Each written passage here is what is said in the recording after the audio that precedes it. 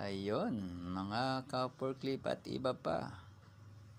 Yung aking Motorola GM300 ay nasira na yung SO239 sa likod. Pinalitan ko. Kinabitan ko ng SO239. Tinabasan ko yung gilid, tapos sinantap ko yun magkabila. Hantap. Mabutit na mayroong hantap. Ayan, ngayon ay aking hihihinang na lang. Ayan na siya. Ayaw naman mag-autofocus itong aking cellphone. So, ayun.